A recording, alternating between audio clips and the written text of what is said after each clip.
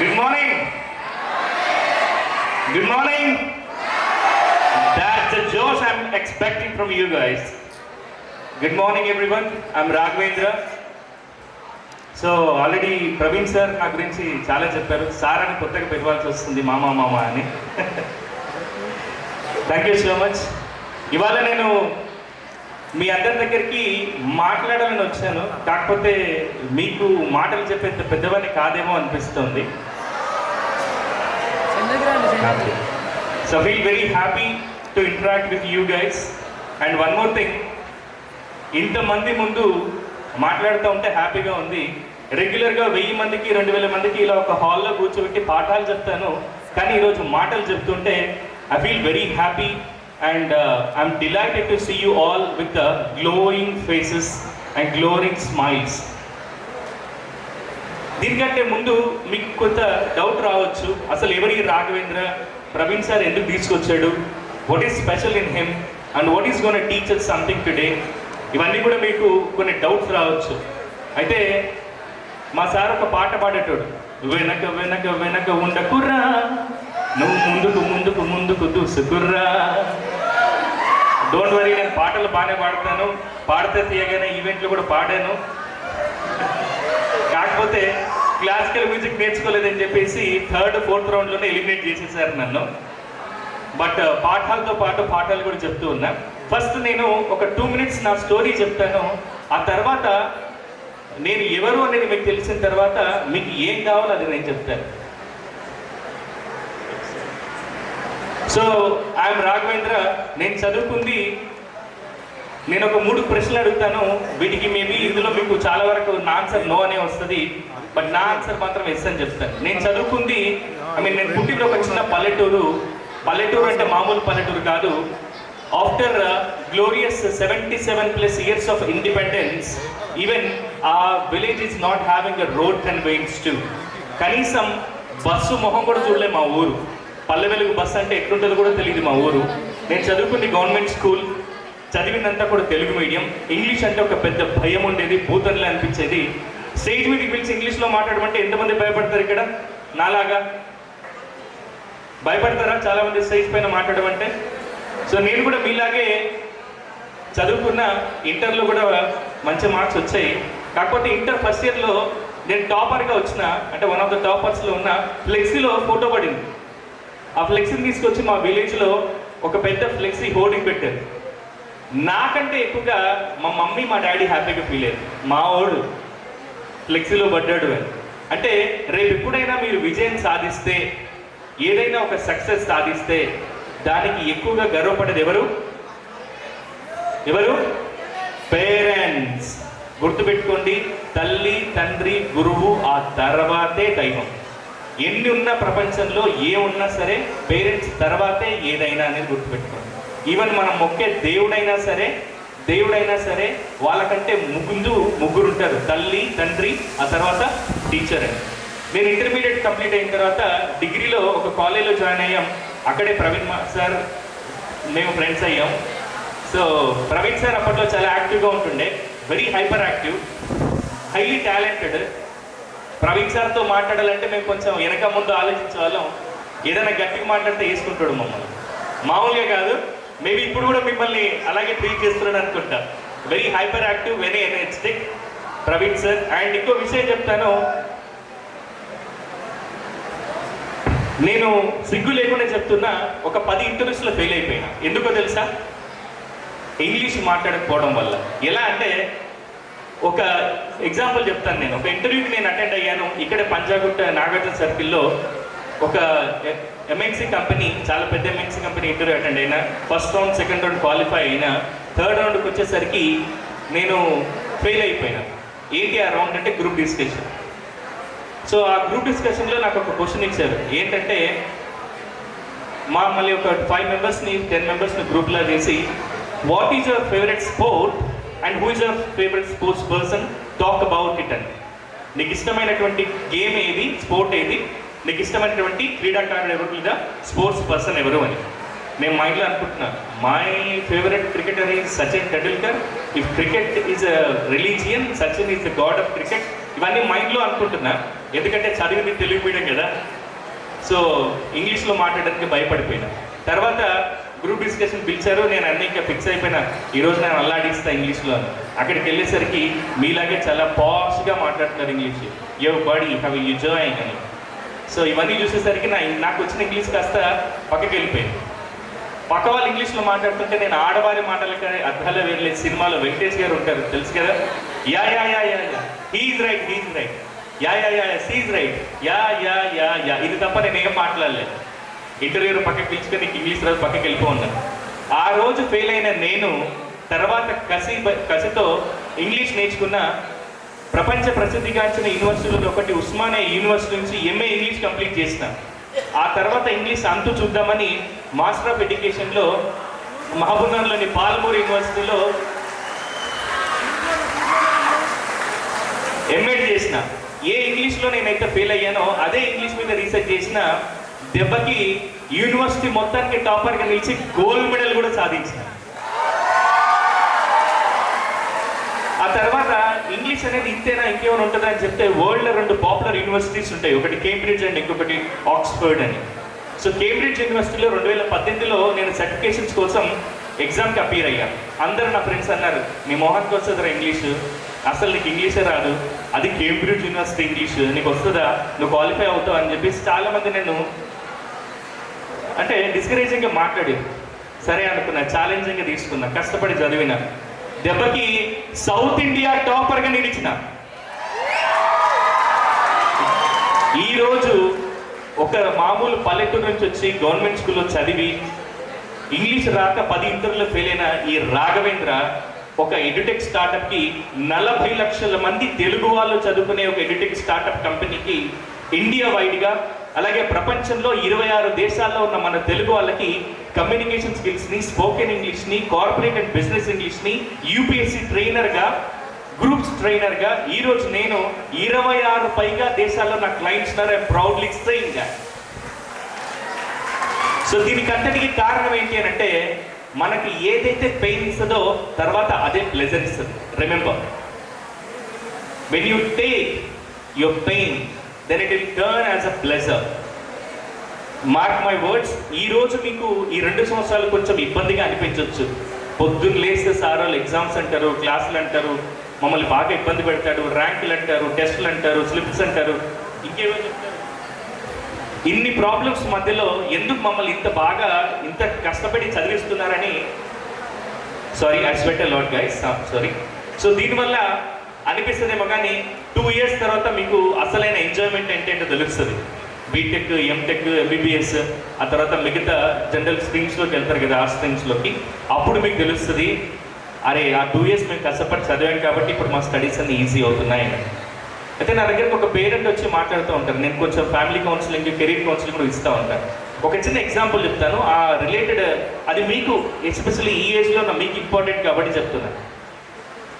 నా దగ్గరికి ఒక పేరెంట్ వచ్చాడు, ఆయన డాక్టర్ ఫాదర్. వాళ్ళ అబ్బాయికి పింపుల్స్ వచ్చినాయి. ఈ ఏజ్లో మీ అందరికీ పింపుల్స్ కామన్ కదా? సే yes or no. పింపుల్స్ అందరికీ కామన్, యాక్నే అందరికీ కామన్. బట్ ఆ అబ్బాయిని మీలాంటి ఫ్రెండ్స్ క్లాస్లో కూర్చున్నప్పుడు అమ్మాయిలు అబ్బాయిలు ఏమన్నారంటే, రే నీకు మొహం మీద పింపుల్స్ వస్తున్నారా అని కొందరు కామన్గా అన్నారు. వాడు దాన్ని గిల్టీగా ఫీల్ అయిపోయాడు, నా మొహం మీద పింపుల్సా అని. ఒక 2 months అలాగే కాలేజ్కి వెళ్తున్నాడు, వస్తున్నాడు.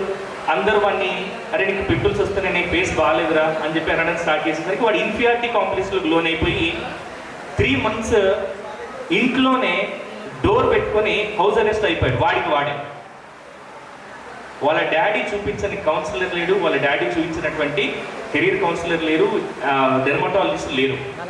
ఒక చిన్న ప్రాబ్లం ఏంటది? పింపుల్ అనేది ఎప్పుడైతే మీరు టీనేజ్లో ఉంటారో ఆ టీనేజ్లో ఈ పింపుల్స్ అనేవి కామన్. అవి ఓవర్ ద పీరియడ్ పింపుల్స్ అనేవి పోతూ ఉంటాయి, మళ్ళీ యాక్చువల్గా మీ గ్లోయింగ్ ఫేస్ అనేది వస్తూనే ఉంటుంది. అందుకే ఒక లిరిక్ కూడా ఉంది, అందమైన ప్రేమరాని చెంప బుగ్గపై చిన్న మొటిమ కూడా ముఖ్యమైన. సో మొటిమ ఉన్నంత మాత్రాన అమ్మాయిలు అబ్బాయిలు పింపుల్స్ ఉన్నంత మాత్రాన మనం ఎందుకు తక్కువ కాదు అనేది చెప్పాలి. దీనికి ఒక చిన్న సొల్యూషన్ ఏం చెప్పినామంటే, ఈ ఇన్ఫీరియారిటీ కాంప్లెక్స్ని తీసేయాలి. పర్లేదు, ఇన్ఫీరియారిటీ కాంప్లెక్స్ని తీసేయడానికి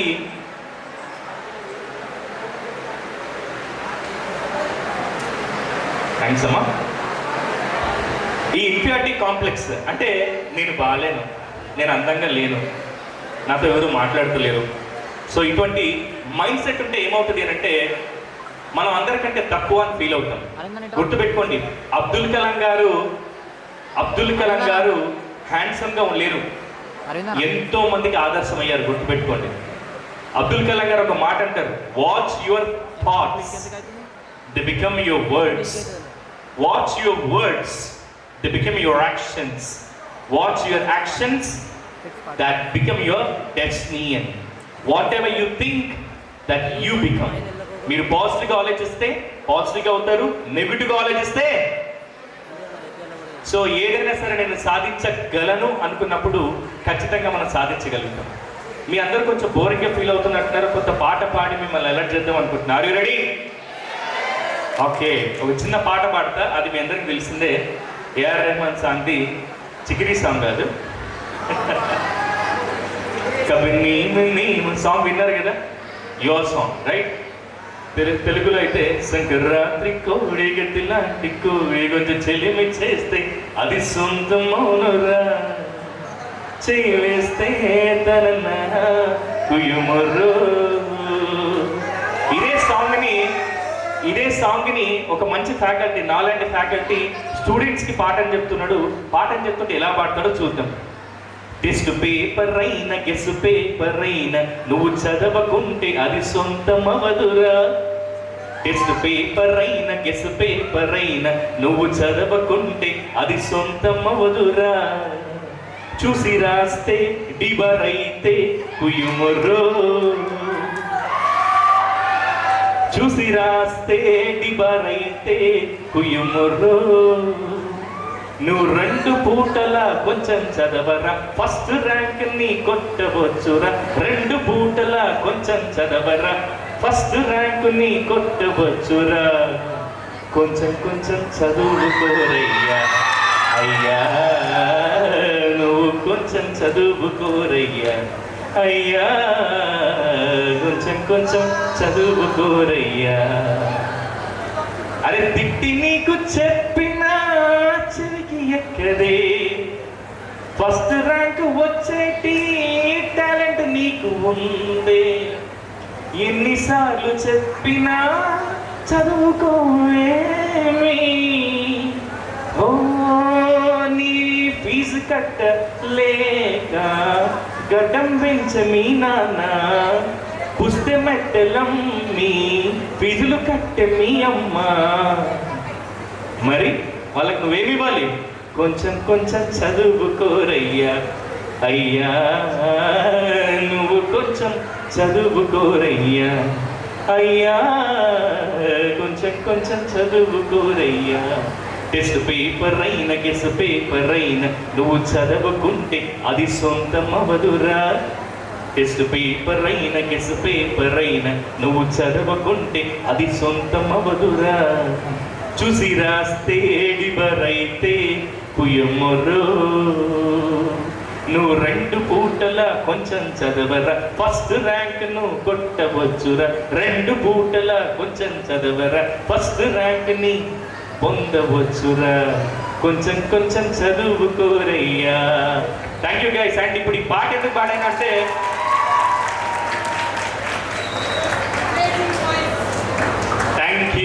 thank you so much for your kind words dear, and I feel very happy that I'm getting instant response from you. నచ్చితే ఇంకోసారి గట్టిగా చెప్పట్లు. Thank you so much, thank you. And ఇప్పుడు ప్రస్తుతం నేను ఒక ఎడిటెక్ స్టార్ట్అప్ కంపెనీ, ఇందాక మీకు చూపించారు వశిష్ట 360 అని యూట్యూబ్ ఛానల్ మీ అందరికీ తెలుసని అనుకుంటా. దీనికి నేను కో-ఫౌండర్ అండ్ సిఓగా వర్క్ చేస్తున్నా, చీఫ్ ఆపరేషన్ ఆఫీసర్గా. అండ్ ఆల్మోస్ట్ ఒక 40 లక్షల మంది తెలుగు వాళ్ళు యూట్యూబ్ ద్వారా, ఇన్స్టాగ్రామ్ ద్వారా, ఫేస్బుక్ ద్వారా అండ్ మా పర్సనలైజ్ లెర్నింగ్ యాప్ ద్వారా నేర్చుకుంటున్నారు. అయితే ఇంగ్లీష్ నాకు రాకపోవడం వల్ల చాలా స్ట్రగుల్ అయ్యాను. అది నా స్టోరీ మీకు చెప్పాను. And you can watch that particular story on YouTube also. I have given my Josh Talks 2 times. You can watch those video lessons. మరి ఈరోజు ఎందుకు వచ్చారు సార్ ఇక్కడికి అంటే, ప్రతిరోజు మీరు చదువుతూనే ఉంటారు కదా, ఎవ్రీడే యూ రీడ్. బట్ చాలాసార్లు చదువుతూ ఉంటే కొంచెం టెన్షన్ వస్తూ ఉంటుంది, చదివింది కొన్నిసార్లు గుర్తుకు రాదు. దీనికి మాకు ఏదైనా ఇన్స్టెంట్ సొల్యూషన్ చెప్తారా సార్? నాకు చదువుతూ ఉంటే బ్రెయిన్లోకి ఏది ఎక్కట్లేదు. నేను ఒక అద్భుతమైన టెక్నిక్ చెప్తా. చాలామంది టాపర్లు, ఈవెన్ ఐఏఎస్లు ఐపీఎస్లు కూడా, అండ్ చాలా పెద్ద కంపెనీల సీఈఓలు, పెద్ద పెద్ద బిజినెస్ టైకూన్స్ కూడా వాళ్ళు ఏదైనా ఒక డెసిజన్ తీసుకుపోయే ముందు టెన్షన్గా అనిపించినప్పుడు ఈ టిప్ని ఫాలో అవుతారు. మీరందరూ రెడీ అంటే ఆ టిప్ మీకు చెప్తా. అందరు కూడా 1000 రూపీస్ నాకు ఇవ్వాలి, ఓకేనా? ఓకే, ఇది ఫ్రీ టిప్, నేను చెప్తాను మీకు. దీన్ని ఏమంటారంటే, మనమంతా కూడా దీనికి మన చేతులు ఉంటే చాలు. Keep your hands free. మీ చేతులు ఒకసారి నాకు చూపించండి. యా, మీ చేతులు ఒకసారి నాకు చూపించండి. Everybody just rise your hands. Hello, okay, thank you. So నాకు ఒక హెల్ప్ కావాలి. ఎవరైనా ఒకరు స్టేజ్ మీదకి రావాలి. I need your somebody's help to be just hold mic. Anybody? Come on, anybody? Come hero.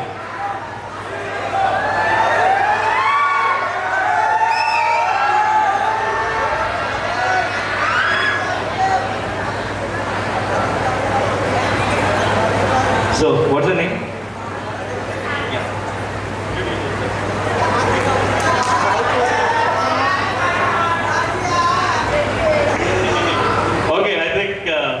Mohammad Tausif.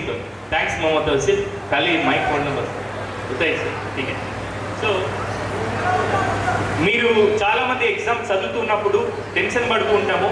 దీనికి ఒక చిన్న టిప్ ఏంటి అని అంటే, మన దగ్గర 2 హ్యాండ్స్ ఉన్నాయి కదా, ఈ 2 హ్యాండ్స్తో ఈ థంబ్ ఉంది కదా, థమ్స్అప్లో థంబ్, ఈ థంబ్తో ఈ చెవుల్ని క్లోజ్ చేయాలి. క్లోజ్ చేసి స్ట్రైట్, హెడ్ కొంచెం స్ట్రైట్ పెట్టుకొని ఇలా చేయాల్సి ఉంటుంది. వీటితో క్లోజ్ చేసి, అండ్ ఈ 3 ఫింగర్స్ ఉన్నాయి కదా, not Poynting finger, rest of the 3 fingers ఉన్నాయి కదా, వీటిని క్లోజ్ చేసి కళ్ళని క్లోజ్ చేయాలి. ఈ పాయింటింగ్ ఫింగర్ని ఐబ్రోస్ మీద పెట్టాలి ఒకేసారి. This is the method how you should practise this. And then breathe in and breathe out for 1 minute. ఈ థంబ్తో చెవుల్ని క్లోజ్ చేయాలి. ఈ 3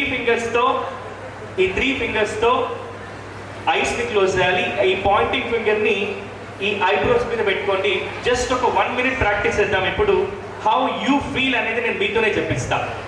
thank you topic, and you can practise now. And shall we practise this now? Sir, నాకు exam చదువుతుంటే tension అవుతుంది sir, మర్చిపోతున్నాను sir అనేదానికి ఇది ఒక వండర్ఫుల్ టెక్నిక్, ఓకేనా? Come on everybody, practise this now. Ready? 1 on count of 3. Everybody really appreciate, చాలా బాగా చేస్తున్నారు మీరు. సేమ్ అలాగే చేయాలి. గర్ల్స్ గ్లాసెస్ ఉంటే తీసేయండి.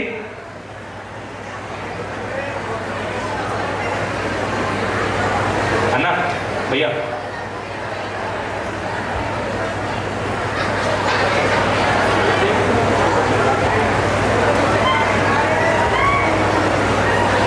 Okay, on count of 3 let's start this.